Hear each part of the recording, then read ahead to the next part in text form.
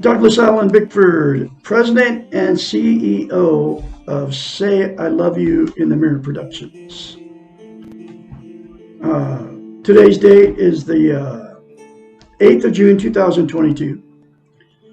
I am broadcasting live out of my 105-year-old house here in Klamath Falls, Oregon, which is my hometown. Klamath Falls, Oregon is the gateway to Crater Lake National Park, which is one of the 7 wonders of the world. You ought to come check it out. It's very beautiful, about 40 miles north of Klamath Falls. But anyway, be positive. That is my message to you. That's just one of my messages to you. The more positive you are, folks, the more positive you will get. And I got to throw this in there. Drugs and alcohol are not a positive thing, okay? They will make you depressed. I mean, alcohol is a depressant and pot is a hallucinogen, okay? Taking you out of the reality of your life. They're very bad for you, okay? And you also can't get a spiritual high, I mean a natural high, which comes from God, if you're using drugs and alcohol to make yourself feel better, okay? Anyway, so I am on Facebook Live now. I have been for about over 3 months. I've been on YouTube for well over a year, teaching you how to love yourself. It's called, from a book right here.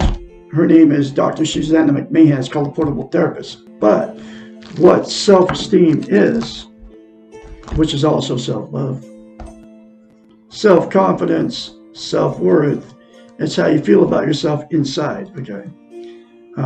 What those 2 words mean is we've all been in romantic relationships. Most people don't know what the 2 words mean, okay? We've all been in romantic relationships where when you first meet these people, you have that good feeling, right? They walk on water, you walk on water according to them. They can do no wrong, you can do no wrong. You know, it's really a good feeling. I've had it several times. But anyway, so what self-esteem is that good feeling towards yourself, okay? And Dr. Suzanne McMahon, who is 73, lives in Madrid, Texas, with her husband, wrote this book in the 90s, so it's 30 years ago. This book was published in 1992, okay? And every lesson in it doesn't have chapters. I call them lessons, but it's in question form. Every lesson in this book talks about how we've been taught and trained not to have a healthy mind, not to have self-esteem, okay? She has a doctorate in psychology, which makes her a psychiatrist. She also has a master's in philosophy. Okay, she's had thousands of clients. She was a counselor. She's a counselor, psychiatrist, many years. People would pay her big bucks to fix their unhealthy mind. Okay, she knew as a psychiatrist that without self-esteem, you can't get a healthy mind. So she had to come up with a concept to give her clients, tell her clients to do to give themselves self-esteem, self-love, self-confidence, self-worth, so she could fix their unhealthy minds. Okay. And a psychiatrist, what a psychiatrist is, and what a doctorate of psychology is. I mean, that's what she's got her doctorate in, right? She went to school 10 years to learn the science of the mind and how this mind works. So this is why she came up with this concept. It's called mirror therapy. She's an originator of mirror therapy. So we're all in front of the mirror every day. So what she told her clients to do is, in between their sessions, go home and say 4 things to themselves in the mirror, which is, I love you, I love my inner child, I'm worthy to be loved, I'm worthy to love, I am full of goodness. Okay. We are all in front of the mirror every day anyway. And what most people do, especially when you get older, you criticize yourself in front of the mirror. But young people are criticizing themselves in the mirror. So the reason mirror therapy is so powerful, and she knew it as a psychiatrist, because she knows how the brain functions. Okay. We cannot lie to ourselves in the mirror. So that's why you can get in front of the mirror and very easily criticize yourself, because that's the way you feel about yourself. But you can't lie to yourself in the mirror. So you can't say good things about yourself. Those 4 things are very good things. You can't say good things to yourself in the mirror because you can't lie to yourself in the mirror, because you don't believe it about yourself. So the very first time you do it, folks, you'll have to force yourself to do it. Okay. And it's not going to do you any good to say it a couple times and stop, right? Because to maintain it, those 4 things to yourself in the mirror will give you self-esteem instantaneously, okay? But to maintain that self-esteem, you have to practice it. It's like lifting weights. If you start lifting weights, then you stop, you have to start all over again from scratch. It's the exact same way for the brain, okay? So you'll basically have to say that for the rest of your life in front of the mirror. It'll take you less than 10 seconds. I love Douglas Allen Bickford. I love my inner child. I'm worthy to be loved and worthy to love. I am full of goodness, okay? Like 7 seconds, folks. Instead of criticizing yourself, try it. You'll like it. And here's why it's so important to attain and maintain self-esteem. Okay? Okay, you can't love without it. You can't be loved without it. And you also cannot be content. Okay? So, what happens is, what content means is you feel good about how, where, and what you are. It's also known as internal peace. There are 10 things that people are using to try to be content. Drugs, alcohol, sex, food, television, gambling, religion, another person, material possessions, or money. Okay? Those 10 things are externals. They're outside of yourself. There's absolutely, and they will make you content, happy, temporarily. You all know what I'm talking about. The pot high goes away, and so does the alcohol buzz. Actually, so does the caffeine buzz. Okay, because caffeine is a stimulant. It's a drug. It's classified as a stimulant. Okay.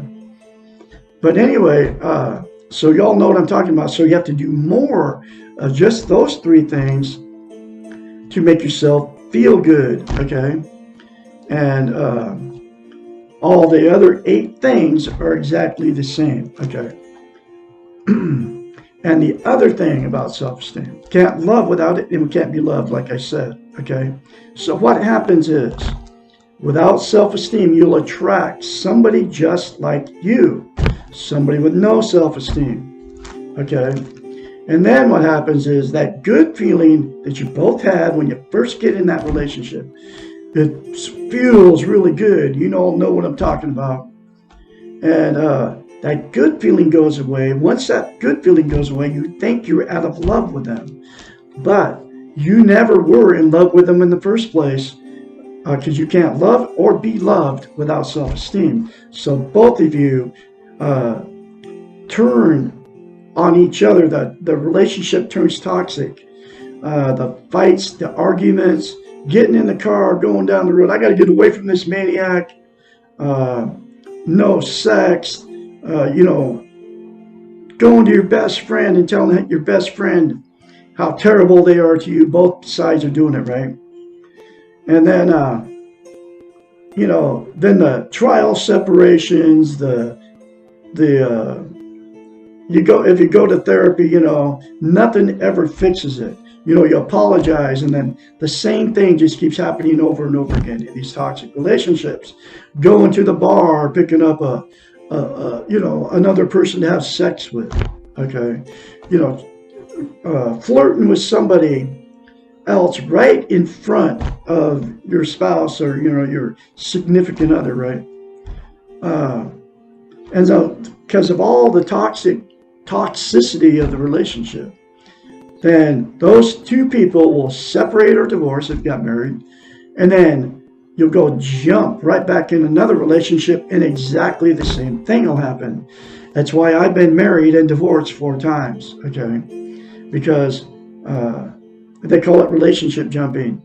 I would jump right back in without self-esteem, and I found somebody just like me 4 times in 4 marriages, okay? The next thing that'll happen is 2 people that are toxic to each other, they're sleeping in separate bedrooms, and the name calling, and all the bad stuff's going on, right? They'll stay in that relationship forever, even though it's bad, okay? And they both know it. And then all the lying, the cheating, the secrets that you keep in between both of you, which you never tell the other person, right? If you're church goers, you go to church, put a big smile on your face, and both of you know you're miserable, okay? But anyway, so you won't leave that relationship. There are people stay in them for years. I mean, I know people have been in 70 years. I'm not going to mention no names. But I hang around, I see these people once in a while, and I can see the inner reaction between these 2 people. They don't love each other. They never have, okay? And the reason that you won't leave a toxic relationship is you don't want to be a failure. You have nowhere to go. You can't be alone. You don't want to be embarrassment to all your family and friends.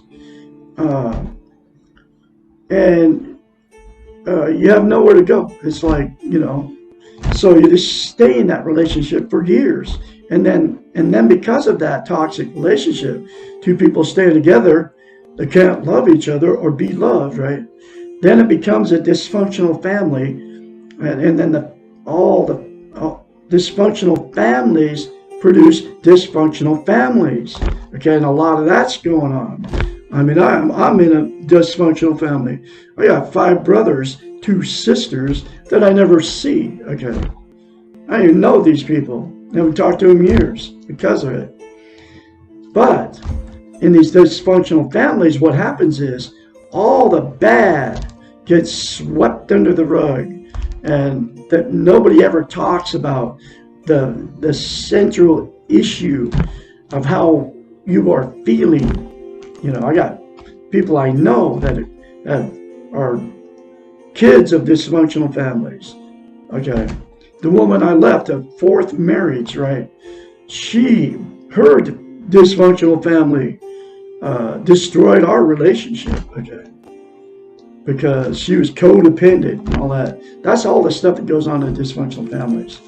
But, so, the next thing that will happen in toxic relationships, two people that get involved with no self-esteem, right, is the two people that have had many failed relationships, many failed marriages, will just exit out of the whole romantic scene. I'm going to say, screw it. I'm done. I can't find anybody to love, and I can't find anybody to love me. So they just become single, and there's a lot of times it's older people like my age. They quit taking care of themselves. They quit shaving as a man. They quit, as a woman, and she won't put makeup on, and it's just like they're done with life. And then they'll use the 10 things to try to make themselves feel good, okay? Those 10 things I just mentioned, those external things. But without self-esteem, you can't be content. You never get internal peace, okay? So, my style of teaching, okay, all those scenarios, okay, can all be reversed. The person out there alone, all lonely, using the 10 things to try to feel good, and the people in toxic relationships can all be changed if all parties said 4 things to themselves in the mirror daily for the rest of your life, literally. Everybody would have to do it. And then get this book and read the many more concepts in this book that'll give you a healthy mind. I guarantee it. And then you won't have any problem being positive 1 second at a time, like Douglas Allen Bickford here in Klamath Falls, Oregon, because I take 1 second at a time, and because everything is going good right now, okay? That's where I live. That's how I have been since I've attained and maintained self-esteem. I say those 4 things to myself in the mirror daily without fail. So, I'm going through another lesson out of this book. It's my life's work to teach self-esteem, and that is because nobody's teaching it. In fact, everything I just told you, nobody's ever told you if you didn't turn me off as soon as I told you to say I love you in the mirror. Okay? Nobody's teaching it. Nobody's telling you how to get it. I just told you how to get it. Nobody's telling you how simple it is, and it is literally that simple to say 4 things to yourself in the mirror, folks. Take you less than 10 seconds, like I said.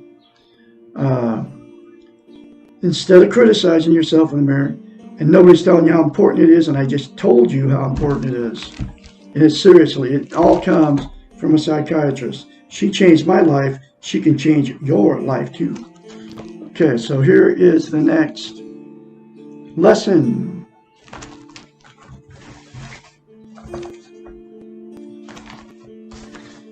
How can I learn to get self-esteem? To have. Lesson 25. The easiest way to learn anything new is to find a good teacher. That's me. I am teaching you. I just told you how to get it. Teachers of self-esteem are not always easy to find, but guess what? I'm easy to find. I'm right here on Facebook. I got a friend out there named Glenn Cullens. Glenn, you can actually just friended me. I just friended you today. You can actually get self-esteem. It'll fix your whole life, okay? So I have to mention you, Glenn, okay? Hopefully you watch this video. Because me and you have been friends forever, okay? Teachers of self-esteem are not always easy to find, like I just said. Certainly not all therapists or ministers or counselors are able to teach you how to love yourself. And you're talking about religion, right? A minister, they're telling you you were born bad. They're telling you you were a bad person and need Jesus to save you from hell, okay?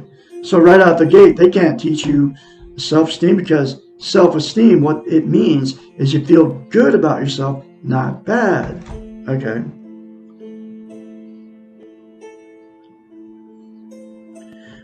You will need a role model who practices what is being taught. I am a good role model. You don't know me, but all my posts on on Facebook that you see are coming from my heart. So I'm trying to help you out there. So I am a good role model. And if you knew me personally, you would know I was too. Let's see. Someone who actually knows how to love the self and also knows how to teach this skill. And I just told you how to get it. Okay. So I know how to teach it. I know what I'm talking about. It comes from a psychiatrist. She fixed me. Self-esteem is a learned skill. Very few come by it naturally. In fact, they're taking it away from us on purpose, just like her book talks about in every lesson in this book. Remember, you have learned how not to love yourself, which comes from all the social media now, the television, your friends, your family. Now you must relearn how to love yourself. Unlearn what you have learned. That's what Yoda said. Remember that, Star Wars? Think of learning self-esteem as you would think of learning any new skill. If you're really determined and you need to do this, you will do it. Glenn Collins. I'm talking to you, Glenn.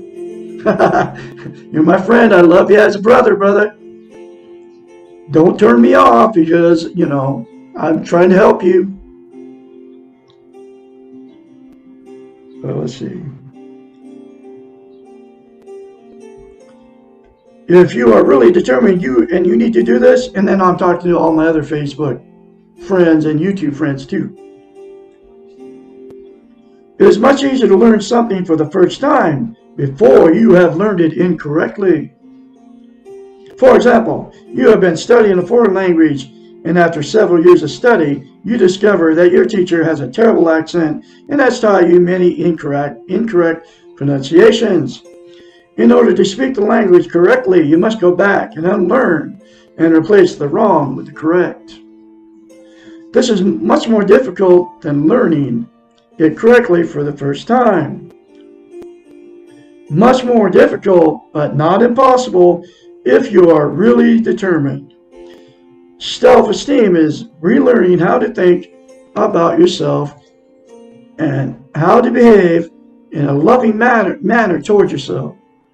Granted, it would be much easier and more natural to learn the skill of loving yourself as a very young child when the learning is fresh and uncontaminated. But unfortunately, this does not happen to most of us due to lack of teachers and role models who have self-esteem. I am a teacher. I have self-esteem. I can help you folks. So we must accept that we were taught by faulty models. And this is like training and being taught, right? And it's really no fault of our teachers who were also taught incorrectly. Being angry and resentful that you were not taught self-esteem in the past only means that you are wasting time and delaying the acquisition of the skill in the present. Because you can say those 4 things to yourself in the mirror daily, and you will attain and maintain self-esteem. If you get over the very first time you say it in the mirror, okay, because you'll have to force yourself to say it the very first time. Begin by being determined to learn self-esteem. If you want to badly enough, you will. People can learn anything when they are desperate enough. Be desperately determined. Then find some role models, people who clearly have self-esteem, and they're few and far between, folks. These people will not tell you how much they love themselves or how terrific they are. I will tell you how much I love myself because I've attained self-esteem, because I'm teaching you how to get it. Okay, I'm not bragging about being in love with myself, but I'm telling you how to love yourself. So, because I have it now, and you don't know what you're missing by not having self-love. Okay, but you can all get it. They will show you their gentle, quiet strength, and by their encouraging and reinforcing behaviors towards others. They will look confident and balanced, and they will admit and often laugh at their own weaknesses and mistakes. They will not laugh or judge others, but will be more tolerant and accepting of themselves and of others. You will feel good being around these people. It is crucial for you to be around those who accept you as you are right now and who encourage you to feel good about yourself, because you are all full of goodness, folks. Just nobody's ever told you that before, especially on Facebook. Once you have, I call Facebook fake book, okay? Once you have found your role models, and these may be a therapist, a teacher, relatives or friends, observe them carefully. How do they handle rejection? Are they trying to be perfect? What do they do when they make mistakes? How do they cope with many injustices of their lives? Ask them, watch them, listen and learn from them, but do not expect them to know all the answers. And do not expect them to carry your pain or to fix you. Good role models are patient and loving teachers whose self-esteem is not dependent on you. Good role models are not codependents. That's why I'm very confidently spreading another lesson out of this book. It's my life's work to help you attain and maintain self-esteem. Finally, be prepared to practice. It's practice, folks. Every day. It'll take you less than 10 seconds. Seriously, it's not that hard. And to make mistakes, because we're all human. We all make mistakes. We're allowed to make mistakes. I've made many of them. Okay. And to make mistakes and to be imperfect. Self-esteem is a human attribute and a lifelong striving. It is not a quick fix. It is a way of being in a world that allows you to know yourself and to take care of yourself. Exclamation point. You all have a great day out there. I'm going to have another lesson for you tomorrow, which is, why don't self-help books work for me? Lesson number 26. I can be your mentor when you start going through this change. Call me anytime. 458-232-5238. After you start saying to yourself, I love you in the mirror. Because you will change. I guarantee it. I will talk to you tomorrow. You all have a great, Wednesday out there.